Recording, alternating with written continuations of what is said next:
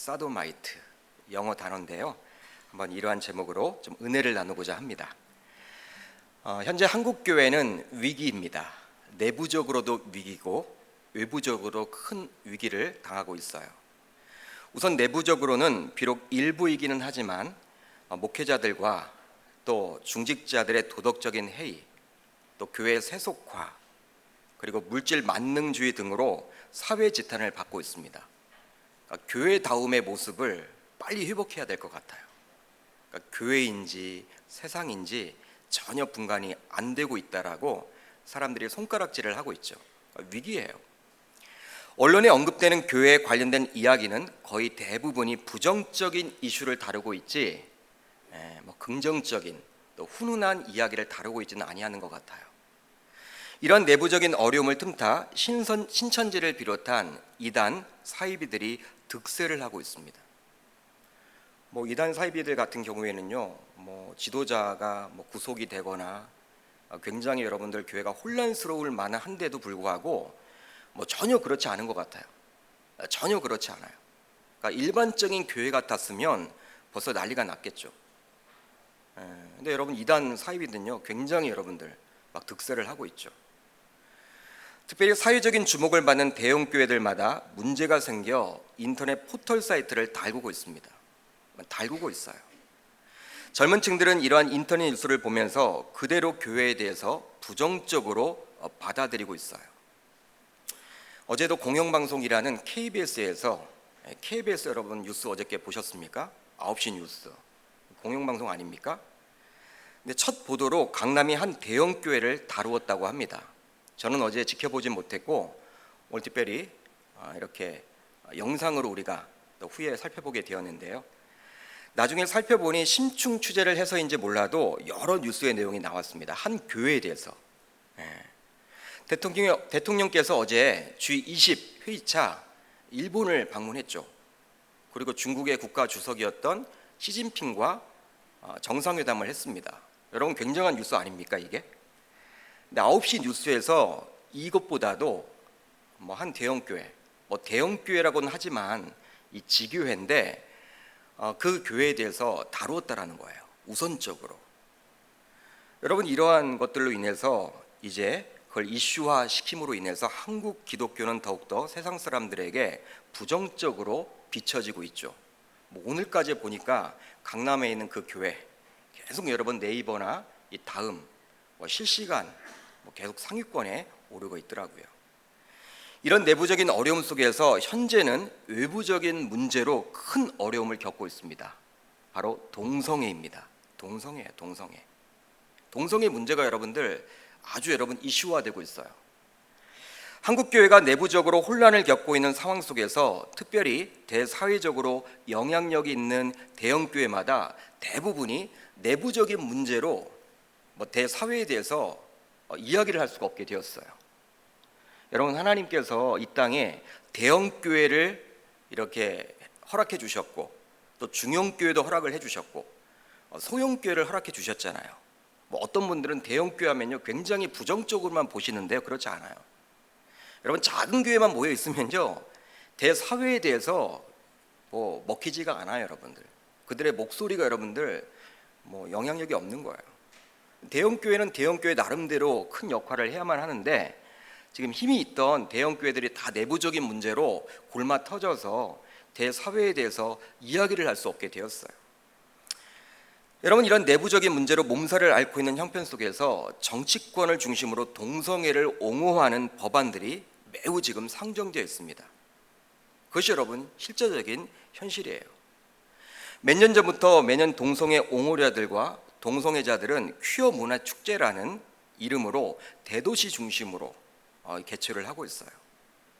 처음에는 서울 특별시 시청 앞에 있던 그 광장에서만 진행을 했는데 어느 순간 굉장히 보수적이라고 이야기하는 이 대구광역시 이 동성로에서도 그걸 진행을 하고요. 또 해운대 사람들이 굉장히 많이 모이는 젊은이들이 많이 모이는 이 해운대 광장에서도 이 동성애가 시작되었습니다. 퀴어 문화 축제라는 이름으로 1년에 한 번씩 동성애 축제가 시작되었죠. 진행하고 있어요. 그러니까 문화라는 컨셉으로 위장한 동성애 홍보 축제가 바로 퀴어 문어 축제인데요. 성소수자가 핍박받고 있다는 것을 국민들에게 알려서 법적으로 보호받고 이렇게 옹호받으려고 노력하는 거예요. 법제화시키려고 하는 것이죠.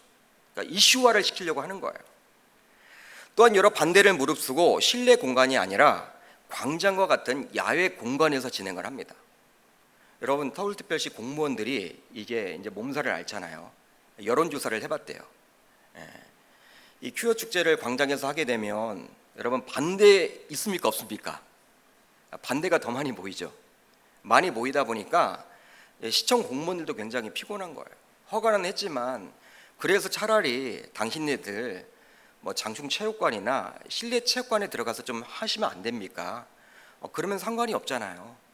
이렇게 이야기를 하지만 그들은 받아들이지 않는 거예요. 여러분, 실내 체육관 이게 갇힌 공간이 아니라 열린 공간에서 하는 목적이 있는 거예요. 바로 무엇이냐면 자신들만의 축제로서가 아니라 더욱더 큰 목적은 이런 행사를 널리 알려서 중고등학생 학생들과 청년들에게 호기심을 불러일으키기 위한 목적이 아닌가 저는 생각해 봐요. 여러분, 공무원들이 굉장히 반대를 하더라고요. 반대가 훨씬 많아요. 그럼에도 불구하고 그들은 하는 거예요. 여러분, 동성애 법안이 통과하게 되면요, 이제 강단에서 동성애가 죄라고 이야기하면 법의 제재를 받게 됩니다. 법의 제재를 받게 돼요. 또 동성애자들이 와서 부부가 되겠다라고 주례를 요청하게 되면 목회자는 신앙의 양심상 거절을 해야 되겠죠? 거절을 하는 순간 어떻게 됩니까? 저는 이제 실정법 위반으로 형사 고발을 당하게 돼 있어요. 범법자가 되는 거예요.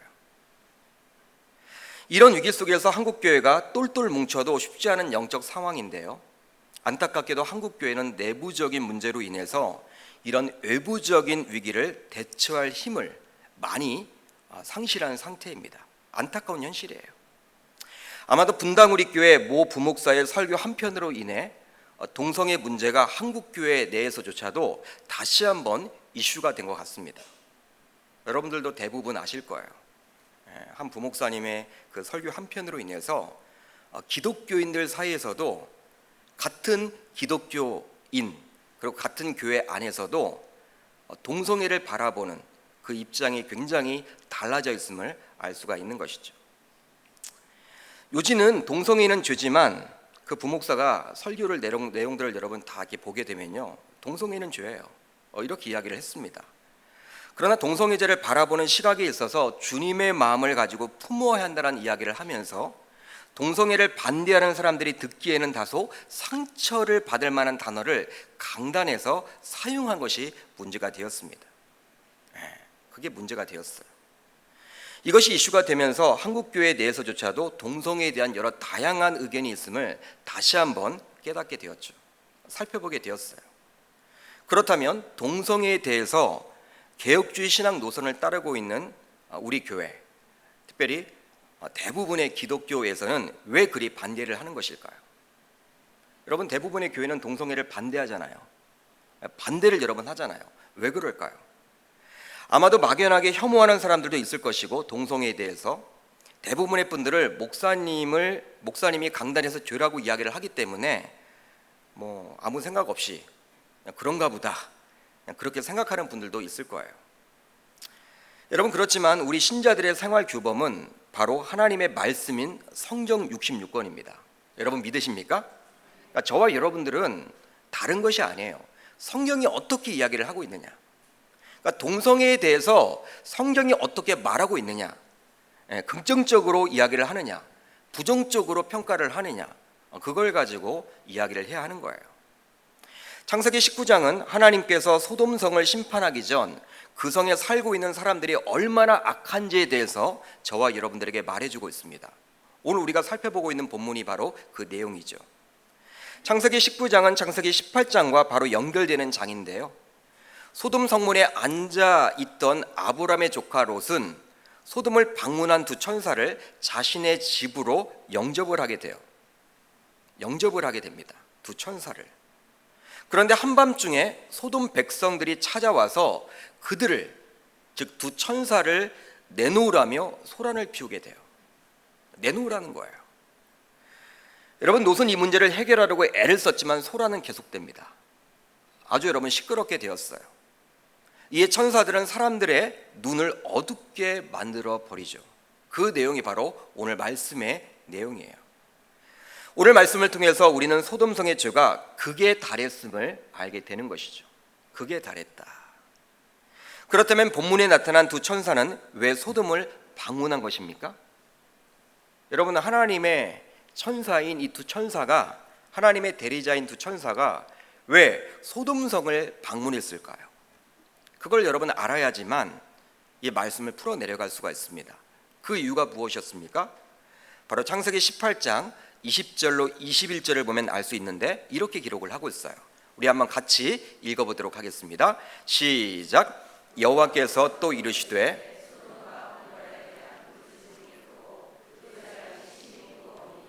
내가 이제 내려가서 그 모든 행한 것이 과연 내게 들린 부르짖음과 같은지 그렇지 않은지 내가 보고 알려 하노라. 아멘. 어떤 내용입니까? 그러니까 천사는 하나님의 명을 받아서 소돔성에 친히 내려와서 죄악을 친히 확인해야만 했습니다. 하나님이 시킨 거예요. 하나님께서 소돔성에 내려가서 그들이 정말 악한지를 확인하라고 이야기를 한 거예요. 그래서 확인차 소돔성에 지금 오게 된 것이죠.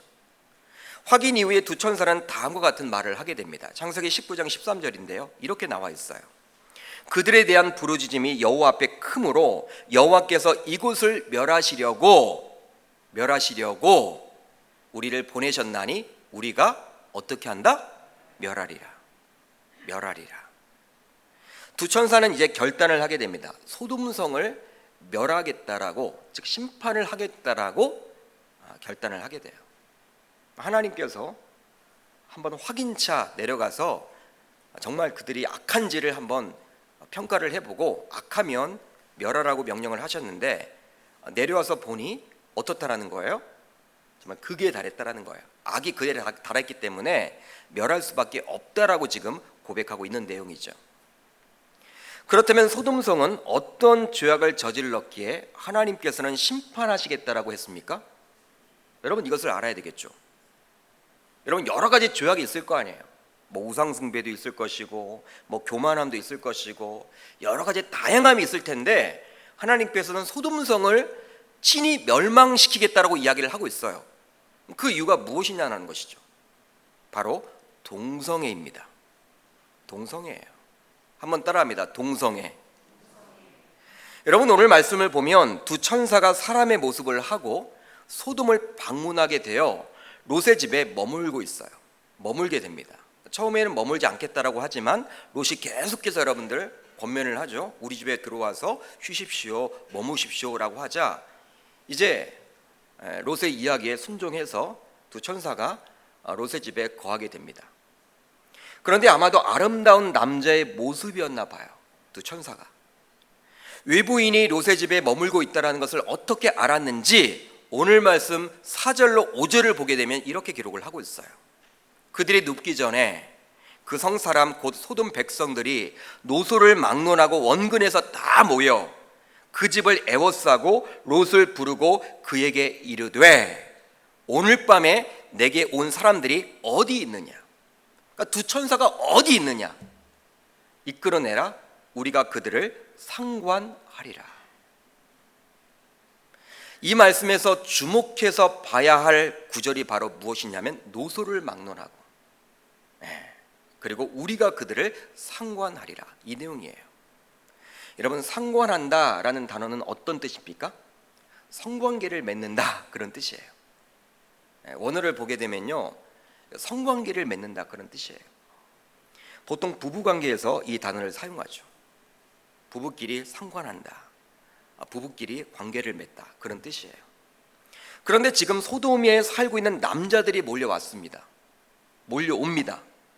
그것도 노소를 막론하고 왔습니다. 여러분, 노소를 막론하고 왔다라는 것은 어린 아이부터 해서 노년에 이르는 모든 남자들이 지금 다 오게 된 거예요. 와서 뭐 하겠다고 여러분 오게 된 거예요? 관계를 맺겠다라고, 성관계를 맺겠다라고. 어린 아이부터. 여러분 노인에 이르기까지 남자들이 지금 몰려와서 그 천사와 함께 성관계를 맺겠다. 이 천사가 여러분들 영으로 온 것이 아니라 사람의 모습, 남자의 모습으로 왔잖아요. 개역개정 성경은 소돔 백성들이라고 나와 있는데 우리가 살펴봤던 이 말씀을 보게 되면 영어 성경 NIV를 보게 되면 소돔 남자들로 번역되어 있어요. 남자들로. 여러분 그러기에 두 천사도 남자들로 표현하고 있으니 동성 간의 성관계를 맺겠다라고 소돔 사람들이 주장하고 있는 것이죠. 즉 동성애가 두루 만연해 있음을 보여주고 있습니다. 한두 사람의 취향이 아니에요. 소돔성에 거했던 노소를 막론하고 원근에서 다 모여. 여러분 이것은 무엇이냐면 한두 사람의 이야기가 아니라는 거예요. 소돔생 전체가 동성애자들이 여러분 들끓었음을 이야기해주고 있는 것이죠. 그러니까 원근에서 여러분 다 모인 거예요. 성폭행하려고, 남자가 남자와 관계를 맺으려고, 노소를 여러분 막론하고. 이런 동성애가 소돔성에 이미 만연한 것임을 우리가 추측해 볼 수 있는 것이죠. 그렇다면 이런 동성애에 대해서 하나님은 왜 멸하시려고 하실까요? 여러분 그것이 궁금하지 않습니까? 하나님이 왜 멸하시려고 할까요? 우선 하나님께서 매우 혐오하시는 죄이기 때문입니다. 여러분 동성애는 하나님께서 매우 혐오하시는 죄라는 거예요. 레위기 18장 22절을 보면요 이렇게 기록을 하고 있어요. 우리 한번 같이 한번 읽어봅니다. 시작.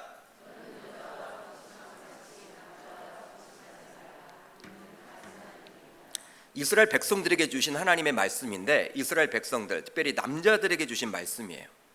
레위기 18장은 하나님께서 모세를 통해 이스라엘 백성들, 특별히 남자들에게 주신 말씀인데 지금 어떻게 이야기를 합니까? 남자들에게 너는 여자와 동침함 같이 남자와는 동침하지 말라. 이는 무엇이다? 가증한 일이다. 가증한 일이다. 그러니까 남자와 관계를 맺지 말라는 거예요. 남자는 남자와 관계를 맺어서는 안 된다라는 거예요. 하나님 보시기엔 이것이 무엇이다? 가증한 일이다. 하나님의 이야기예요. 하나님의 말씀이에요. 즉 우리 주님께서는 이것을 죄라고 보신 것입니다. 죄라는 거예요. 그뿐만이 아니에요. 여러분 로마서 1장 27절을 봐도 동성애에 대해서 하나님은 부끄러운 것이라고 말씀합니다. 그와 같이 남자들도 순리대로 여자 쓰기를 버리고 서로 향하여 음욕이 부릴 듯 하매 남자가 남자와 더불어 부끄러운 줄을 행하여 그들의 그릇 때문에 상당한 보응을 그들 자신이 받았느니라. 바울도 동성애를 가리켜서 부끄러운 일이라고 이야기를 합니다. 남자가 남자와 더불어 부끄러운 일을 행하며, 부끄러운 일이래요. 그게 남자가 남자와 관계를 맺는 것이. 여러분 동성애에 대해서 성경 곳곳에서 가증한 일이요 부끄러운 일이라고 말씀하고 있기 때문에 이것은 결코 용서받을 수 없는 죄악이라는 거예요. 분명한 거예요, 여러분들. 그런데 이런 동성애가 만연했던 것이 바로 소돔성이었습니다. 소돔성. 실제로 영어에 사도마이트라는 단어는요, 사도마이트라는 단어는 여러분 첫 번째 뜻으로서 소돔 사람들이란 뜻이에요. 소돔 사람들. 1차적인 의미를 담고 있는데 또한 이 단어는 남자 동성애자를 말할 때 쓰는 단어입니다. 남자 동성애자를. 그런데 이 단어의 어원이 뭐예요? 소돔이에요. 소돔. 그러니까 소돔성이에요. 소돔성에서 나온 거예요. 남자 동성애자가. 즉 소돔이 얼마나 동성애가 퍼져 있는지를 이 단어를 통해서 알 수 있는 거예요. 그런데 저는 오늘 말씀 8절을 보면서 롯을 이해할 수가 없었습니다. 롯의 모습을 이해할 수가 없었어요. 내게 남자를 가까이 하지 아니한 두 딸이 있노라. 청하건대 내가 그들을 너희에게로 이끌어내리니 너희 눈에 좋을 대로 그들을 행하고 이 사람들은 내 집에 들어왔은즉 이 사람들에게는 아무 일도 저지르지 말라. 롯이 자신의 집에 막 쳐들어오려고 하고 있는 이 두 천사와 여러분 관계를 맺으려고 하는 그 남자들에게 여러분 한 이야기예요. 나에게 두 딸이 있는데 아직까지 남자를 가까이 하지 아니하는 처녀다. 차라리 이 두 천사 좀 나는 보호해주고 싶고 내 두 딸을 줄 테니까 그들과 관계를 맺어라. 이렇게 이야기를 하고 있어요. 아무리 자신의 집에 손님으로 온 천사가 중요하지만 자신의 두 딸을 악한 소돔 사람들에게 주겠다라고 할 수 있는 것입니까, 여러분? 한번 상식적으로 생각을 해보세요. 이게 가능한 일이에요? 자신의 집에 여러분 하나님의 사람인 천사들이 와 있어요. 그들이 굉장히 중요하지만 그들만큼 중요한 것이 자신의 두 딸일 텐데 어떻게 그렇게 악한 소돔 사람들에게 자신의 두 딸을 주겠다라고 이야기를 할 수 있느냐라는 거예요. 이게 말이 되지 않는 것이지. 여러분 무엇입니까? 그러니까 롯이 천사들을 보호하기 위해 사용한 방법은 좋지 않았던 거예요. 좋지 않은 것이죠, 여러분. 당연히 악한 사람들의 마음을 달래기 위해 자신의 딸들을 내주겠다라는 어리석은 제안을 하고 있는 것입니다. 왜냐하면 결과만 중요한 것이 아니라 그 과정이 신자에게는 매우 중요하기 때문이죠. 결과만 좋으면 그 과정은 무시하기 쉬운 세상의 방식과는 분명히 신자는 달라야만 합니다. 이런 롯의 태도를 보면 그가 아직은 소돔성의 죄악에 완전히 동화되지는 않았지만 어느 정도 그 죄악된 습관에 물들어 있었음을 알 수 있는 거예요. 그들의 악행을 악행으로 풀려는 롯의 모습을 통해서 우리는 씁쓸한 마음을 이렇게 들게 되는 것이죠. 씁쓸한 마음을 갖게 되는 것이죠. 롯의 모습을 보면서 야, 악을 악으로 갚는구나. 어떻게 이럴 수가 있지? 여러분, 이렇게 악한 곳이라면요, 롯은 그곳에서 떠나야만 했어요. 떠나야만 합니다. 왜 그렇지 않겠습니까? 여러분, 롯이 악한 곳인지 몰랐습니까? 알았죠. 알았어요. 그렇다면 떠나야만 해요. 결단이 필요하겠죠. 그러나 편리함이 있고 풍요로운 곳이기에 쉽게 떠나지 못했던 거예요. 인간으로서 안락함을 누리고자 비성경적인 곳이요, 죄악된 곳임을 알고 있음에도 불구하고 쉽게 떠나지 못한 것이죠. 만약에 롯이 일찍이 소돔성을 떠났더라면 자신의 두 딸을 그렇게 위험에 노출시킬 필요가 있습니까, 없습니까? 당연히 없죠. 떠나면 끝이죠. 그러나 롯은 결정하지 못했어요. 이런 롯의 모습을 보면서 우리들도 삶 속에서 롯과 같은 모습이 있지는 않지 생각해 보게 되는 것이죠. 여러분, 우리가 말씀 중심의 삶을 살아야 된다는 것이 무엇이냐면, 여러분, 우리가 죄를 짓게 되는 그런 환경들, 그런 환경에 노출되었을 때 말씀에 비추어서 자꾸 여러분 내가 그쪽에 머물러 있어서는 안 된다는 거예요. 그걸 벗어나야 하는 거예요. 여러분, 직장 생활을 하는데 여러분 구조적으로 내가 계속해서 죄를 짓는 그런 상황 가운데 노출되어 있다. 여러분, 그 직장에서는 나오셔야 합니다. 아무리 먹고 사는 것이 중요하더라도. 근데 롯은 여러분 그걸 못했던 거예요.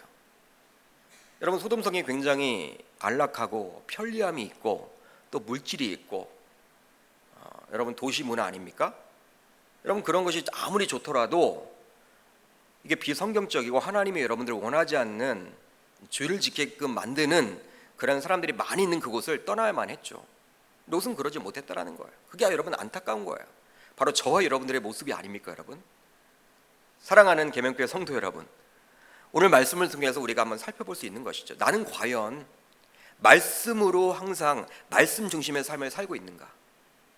나의 직장 생활을 이렇게 말씀에 비추어서 이렇게 바라보고 있는가? 나의 가정 생활을, 나의 자녀 양육을 항상 말씀에 비추어서 내가 이렇게 바라보고 있는가? 여러분, 내가 삶을 살아가면서 여러 가지 겪게 되잖아요. 여러분, 친구를 만난다. 예를 들어서 친구를 만나면 계속해서 여러분 죄를 짓게 돼. 하나님의 말씀에 어긋나는 여러분 그 일을 하게 되면 돼. 여러분, 그러면 그 친구를 만나서는 안 되는 거예요. 아무리 여러분 나에게 도움을 주는 친구를 할지라도 여러분 만나서는 안 되는 거예요. 분명히 비성경적이고 하나님이 정말 원하지 않는다는 것을 알면서도 지금까지 해왔던 방식을 포기하지 못하고 있는 롯의 모습, 바로 저와 여러분들의 모습 아닙니까? 이 금요성령 집회 이 밤에 한번 우리의 삶을 반성해 보실 수 있기를 주님의 이름으로 축복합니다. 다음으로 하나님의 창조 질서에도 맞지 않기 때문에 그리 하는 거예요. 동성애는요, 하나님의 창조 질서에도 맞지 않아요.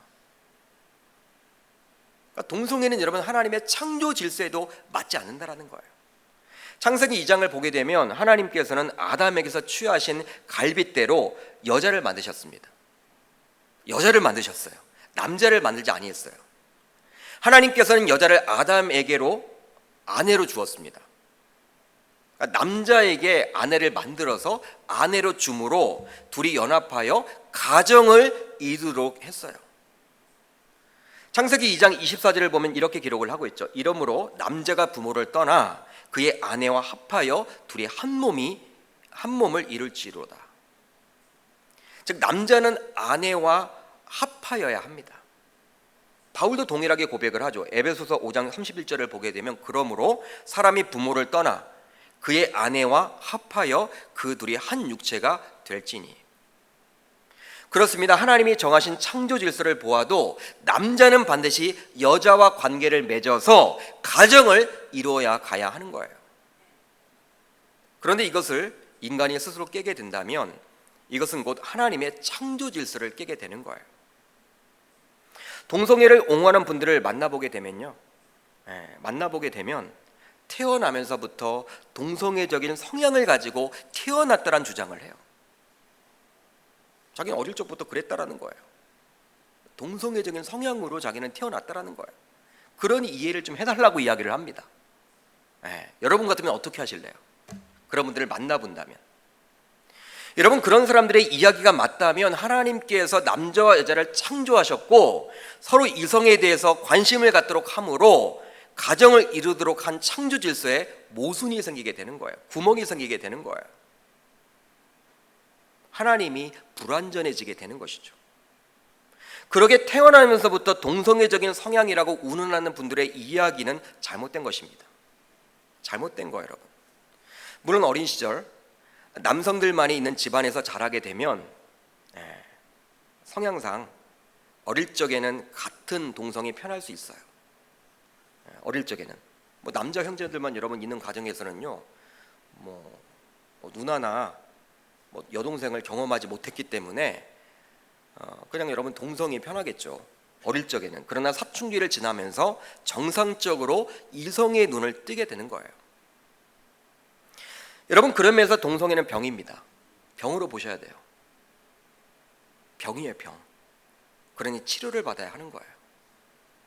이번 주일까지 본 교회에서는 애장합동 총회 지시에 따라 국가인권정책기본계획, 즉 NAP 독소조항 반대를 위한 서명을 받게 되어 있어요. 이번 주까지 합니다. 금요성령 집회에 나오신 분들 가운데 여러분 독소조항에 대한 반대 서명하지 않는 분들은요, 내려가면서 꼭 하고 들어가시길 바라요. 동성애 옹호론자들은 동성애자들을 사회적인 약자인 장애인, 비정규직 노동자들과 마찬가지로 법적으로 보호받아야 할 인권 부분 약자라고 주장을 하면서 법안에 꼭 들어가야만 한다라고 이야기를 합니다. 여러분, 장애인은 약자입니까? 아닙니까? 대답을 해주세요. 약자죠. 약자예요. 비정규직 노동자들도 약자입니다. 귀족 노조들 말고, 대기업 여러분 노조 말고, 비정규직 정말 힘들잖아요. 근데 동성애 여러분 옹호론자들은요, 자신들도 인권적으로 좀 약자라는 거예요. 그 법안에 들어가야 한다라는 거야. 자신들도 인권이 있다라는 거야. 즉 그들은 태어나면서부터 자신의 의지와는 상관없이 결정되는 피부 색깔, 성, 국적 등과 마찬가지로 동성애 성향도 그렇다라고 하면서 차별금지 법안에 자신들도 포함되어야 한다라고 주장을 합니다. 여러분, 우리가 국적을 타고나는 건 아니잖아요. 여러분, 국적 여러분들 선택하셨습니까? 선택하면 다 미국 국적 하시겠죠. 대한민국 국적보다. 피부 색깔 여러분들이 선택하셨어요? 여자, 남자 여러분 선택하셨어요? 여러분, 이런 것들은 우리가 선택할 수가 없는 거잖아요. 내 의지와는 상관없이 그냥 된 거잖아요. 마찬가지로 동성애적인 성향은 그렇다라는 거예요. 그러니까 옹호해 달라는 거예요. 법안에 넣어달라는 거예요. 차별금지 법안에 넣어달라고 이야기를 합니다. 여러분, 그러나 분명한 것은 태어나면서부터 동성애 성향은 있을 수도 없고 다만 호기심으로부터 시작되어 동성애에 빠져서 헤어나오질 못하는 것이라고 말할 수 있는 거예요. 여러분, 호기심 때문에 다 문제가 벌어집니다. 여러분, 동성애에서 여러분들 이렇게 다시 여러분 이제 정상적인 부분으로 오신 분들을 만나보게 되면요, 다 호기심 때문에 시작을 했다라고 이야기를 해요. 호기심 때문에. 그러기에 여러분, 동성애는 치료받아야 할 병이라는 사실이에요. 치료받아야 합니다, 여러분. 그런데 법안에 들어가서 통과를 하게 되면 이젠 더 이상 그들에 대해서 병자라고 말할 수도 없고 죄인이라고 말할 수 없게 되는 거예요. 여러분, 성경은 분명히 죄라고 말을 하고 있는데 목회자로서 죄라고 더 이상 할 수 없게 되는 것이죠. 그러니 기독교에서는 이러한 동성애를 옹호하는 법안을 막으려고 하는 것입니다. 막으려고 하는 거예요. 여러분, 우리 기독교의 생존이 여러분 결려있기 때문에 그리 하는 거예요. 여러분, 성경을 믿는다면, 성경 66권을 하나님의 말씀으로 믿는다면, 또 하나님의 완전성을 믿는다면 하나님께서 남자와 여자로 만드셨는데 그것이 여러분 이상하게 되는 거예요. 동성애자를 여러분 옹호하게 되면요, 기독교는 여러분 망하게 되는 거예요. 그렇기 때문에 각 교회마다 여러분 지금 난리를 치는 것이죠. 야단을 하는 것이죠. 이걸 막으려고, 법안을 막으려고. 사랑하는 성도 여러분, 만약에 동성애를 허용하게 되면 이젠 동물과 관계를 맺게 되는 수간까지라도 법적으로 허용해 달라라고 요구를 하게 될 거예요. 여러분, 처음에는 이제 동성애로 시작을 했다가 남자와 남자, 여자와 여자, 그런 걸 여러분 인정을 하게 되면요, 나중에 여러분 인간이 어디까지 악해질까요? 수간, 동물과 관계를 맺는 거. 하나님이 여러분 얼마나 그 싫어합니까? 그것까지도 나중에는 허용해 달라고 분명히 할 거예요. 왜? 죄는 더욱더 악을 향해 달려나가기 때문에. 그러게 이 말씀을 듣고 있는 우리들은 하나님이 가장 싫어해서 심판을 내리시는 이 동성애가 더 이상 이 땅 가운데 퍼져나가지 못하도록 간절히 기도하고 이 법안을 막기 위해서 적극적으로 관심을 가지고 동참해야 하는 거예요, 여러분. 동참해야 하는 거예요. 외국인들이 많이 모여드는 부산 해운대나 용산구에 있는 이태원에 가보십시오. 트랜스젠더 바가 있습니다. 트랜스젠더 바가 있어요. 예전에는 눈에 잘 띄지 않는 곳에서 영업을 했다면 요즘은요, 버젓이 눈에 잘 띄는 곳에서 영업을 합니다. 왜? 상황이 바뀌었다라는 거예요. 사람들이 동성애에 대해서 굉장히 여러분들 이제 긍정적으로 보고 있어요.